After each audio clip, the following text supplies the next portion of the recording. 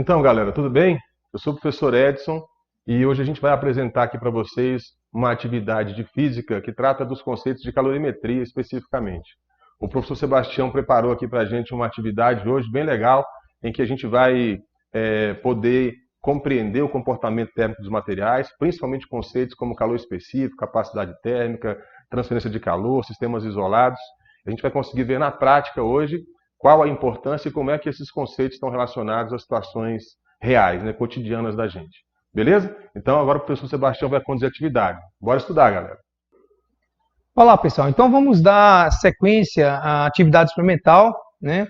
E nosso objetivo aqui hoje é determinar a capacidade térmica desse calorímetro, ok? Por que é importante determinar a capacidade térmica? Porque a capacidade térmica vai indicar para a gente quanto de calor que um ambiente, ou no caso aqui, um objeto precisa perder ou ganhar para variar sua temperatura em 1 grau Celsius. Essa que é a ideia. Então, o calorímetro é utilizado em experiências da física, né, de trocas de calor, e a gente precisa saber qual que é a quantidade de calor que ele rouba do processo, ou que ele insere no processo, tá ok? Bom, então, os materiais que eu vou utilizar é um fogareiro, né, onde a gente vai aquecer uma quantidade de água. Tenho 2 beckers, tá? Cada um desses beckers tem 200 ml de água, que equivale a 200 gramas de água, tá? E o calorímetro e um termômetro digital, tá? Então, a primeira parte, o primeiro procedimento dessa atividade é colocar 200 ml, né, ou 200 gramas de água dentro do calorímetro, tá?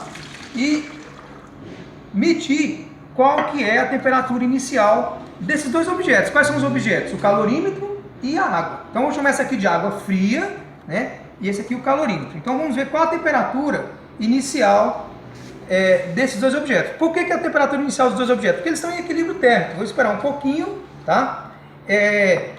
Vai existir um momento, vai ter um momento onde essa temperatura vai se equilibrar, tá? E a temperatura inicial da água e do calorímetro vai ser exatamente a mesma, né?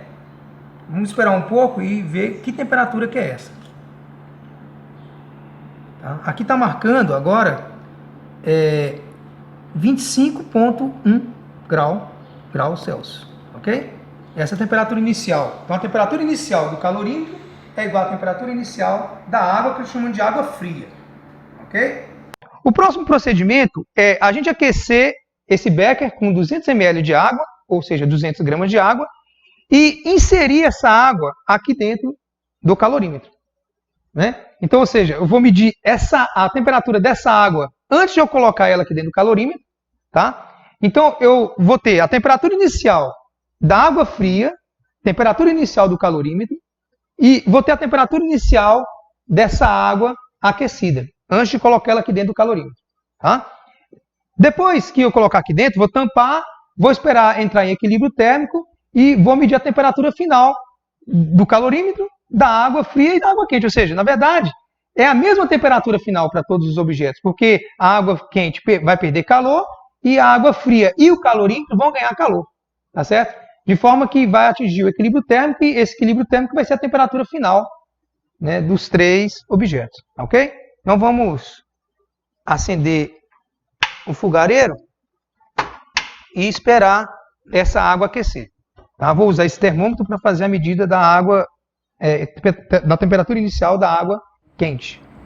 Então, pessoal, aqui eu vou desligar o fogo porque já aqueceu o suficiente e vou medir a temperatura inicial desse 200 ml de água antes de ser inserida aqui no calorímetro, ok? Então, vou desligar e vou utilizar aqui uma luva térmica, né, porque é bem quente, e vou medir essa temperatura inicial da água. Vamos deixar estabilizar.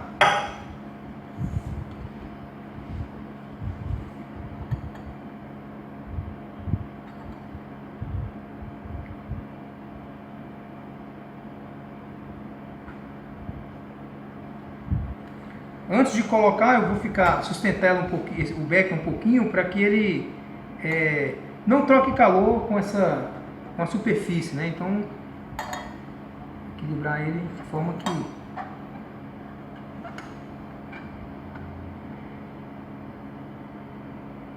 Bom, ele parou de subir, ó. A temperatura inicial aqui ainda está variando. Em geral, quando a variação começa a ser menor, né, é o ponto que é o ponto de temperatura que você tem que colocar essa água aqui dentro do calorômetro. 85,8.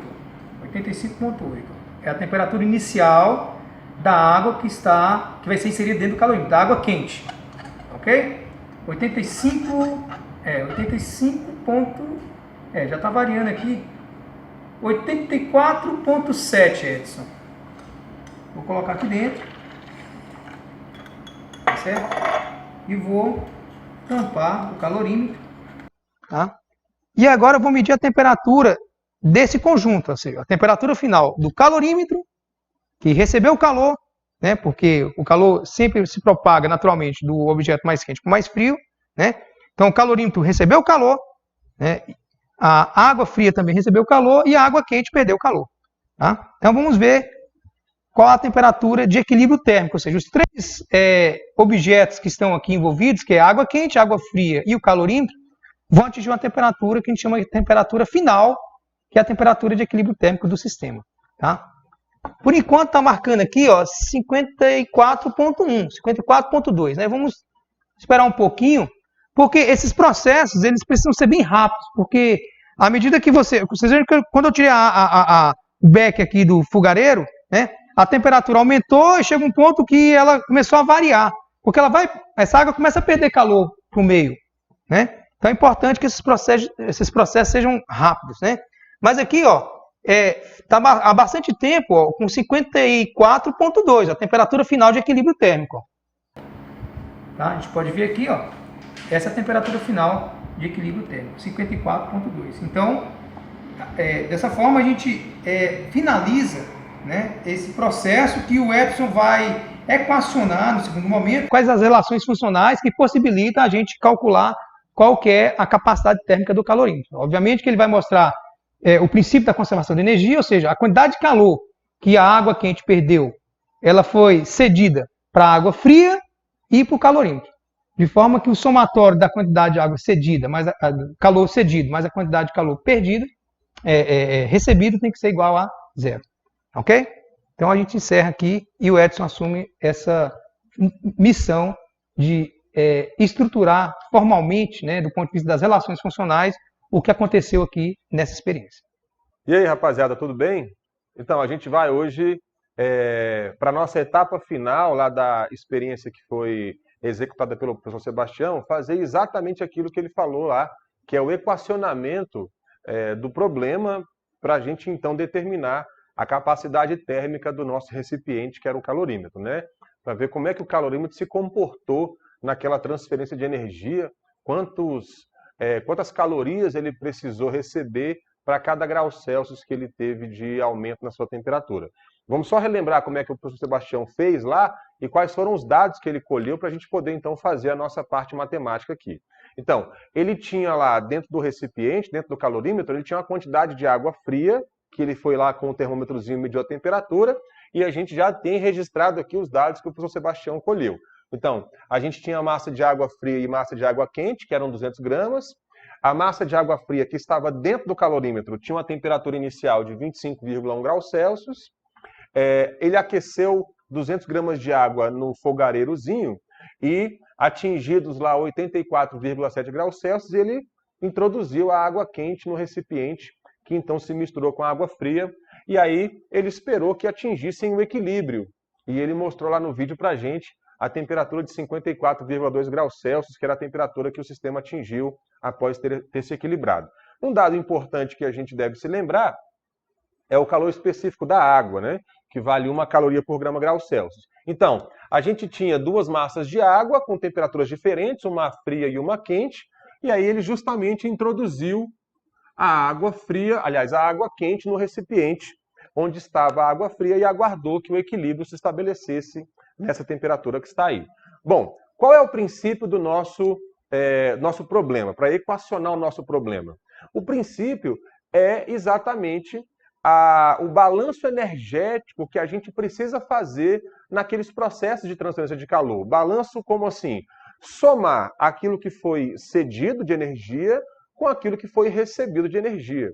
E com base no princípio da conservação da energia, se a gente então considera a água quente, a água fria e o calorímetro como os 3 objetos que participaram da transferência, considera esse sistema como um sistema isolado, a soma das quantidades de calor desse processo tem que ser igual a 0, né? Então, todo o calor cedido, se nós considerarmos que foi recebido apenas pelas fontes frias, a gente tem um saldo nulo nessas transferências, porque a gente considera que não houve ninguém mais, nenhum quarto objeto que tenha participado das transferências de calor, né? Lembrando que o professor Sebastião teve o cuidado lá de tirar o recipiente da bancada para que ele não perdesse calor e deu a dica de fazer com uma certa rapidez para que a gente minimizasse as perdas de energia do sistema. Então, pensando num sistema ideal, nós temos as quantidades de calor trocadas dando uma soma nula. Então, a gente vai fazer exatamente esse equacionamento como princípio da resolução do nosso problema.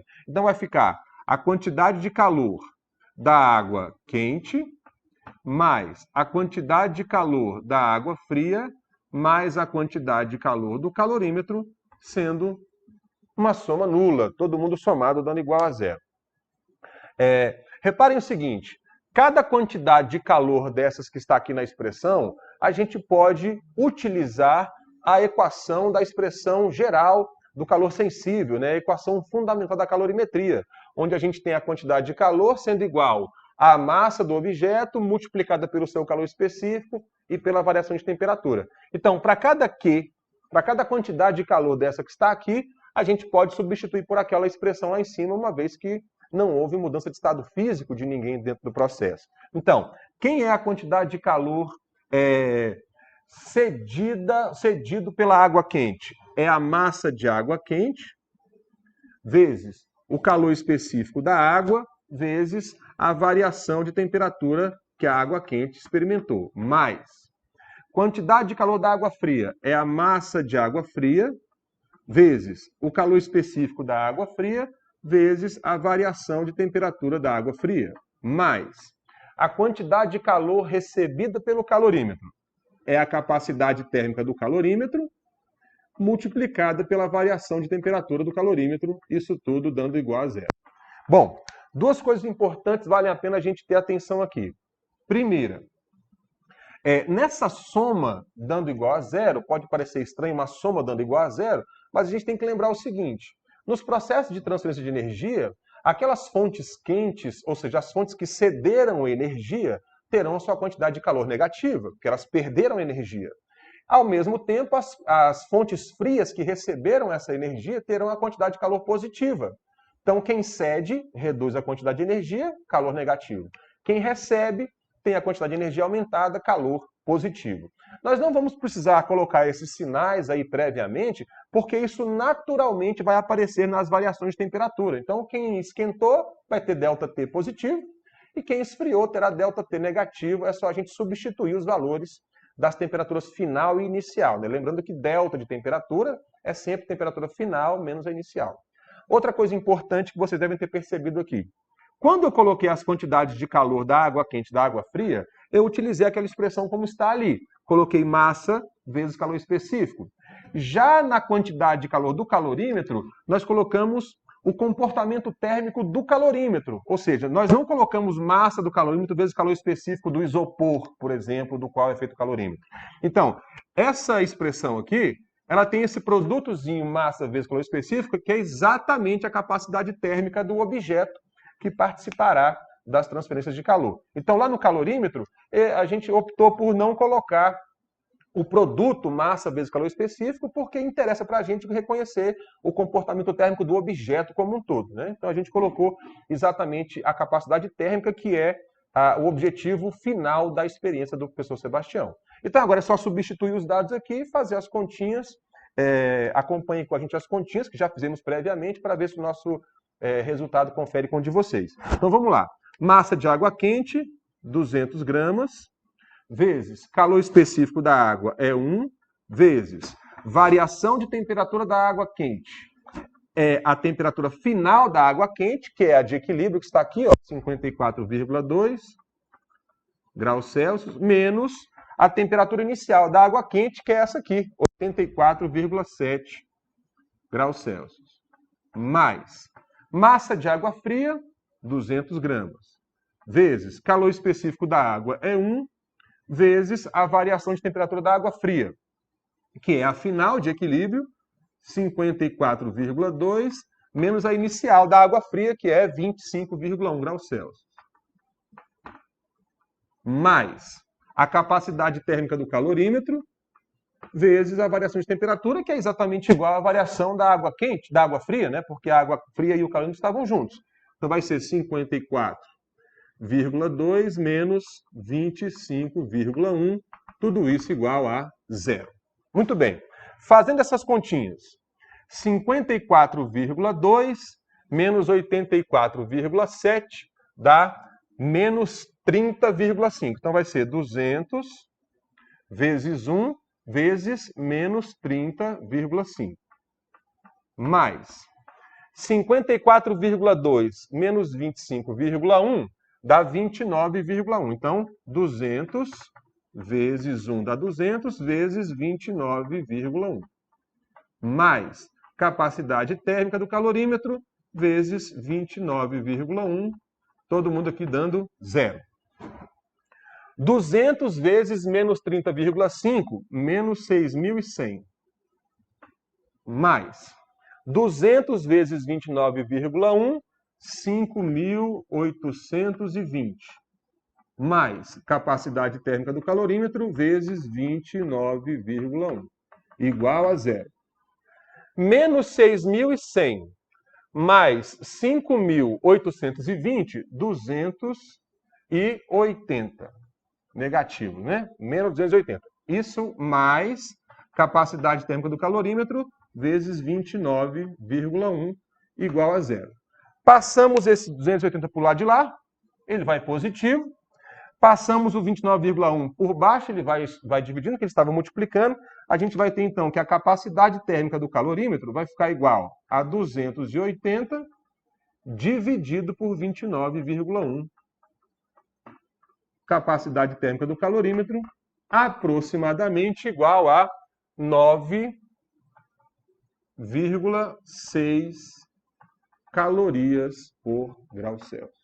Então, o nosso calorímetro exatamente participou do processo de transferência com uma contribuição de 9,6 calorias que ele recebeu da água quente para cada grau Celsius que sua temperatura se elevou. Então, essa exatamente é a identidade térmica ou o comportamento térmico do nosso recipiente durante o experimento que o professor Sebastião conduziu. Beleza, galera? Refaçam essas continhas, peguem os dados com o professor Sebastião lá no vídeo e vê se o nosso resultado confere e se ficou bem entendido lá a experiência que a gente propôs. Beleza, galera? Então valeu, moçada. Um forte abraço. Bora estudar, hein, gente?